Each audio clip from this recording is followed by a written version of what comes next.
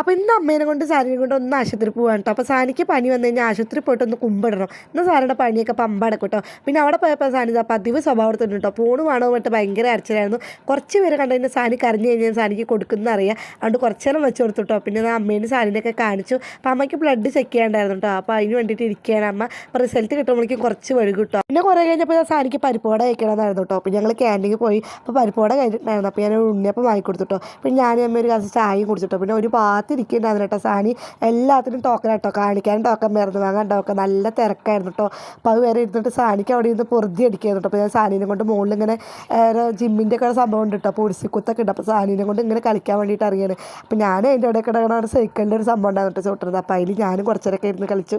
പിന്നെ ഞങ്ങൾ ആ കാണിക്കലൊക്കെ കഴിഞ്ഞിട്ട് ഞങ്ങൾ വരുന്ന വഴിക്ക് മെഡിക്കൽ സ്റ്റോറിൽ കയറി മരുന്നൊക്കെ വാങ്ങാണ്ടായിരുന്നു. അതിനുശേഷം പലചരക്ക് കടയിൽ പോയിട്ട് സാധനങ്ങളൊക്കെ വാങ്ങിക്കാണ്ടായിരുന്നു കേട്ടോ. അപ്പോൾ അതും വാങ്ങിച്ച് ഞങ്ങൾ നേരെ ഓട്ടോ വിളിച്ച് വീട്ടിലേക്ക് വന്നു. അപ്പോൾ അത്രേ ഉള്ളൂ.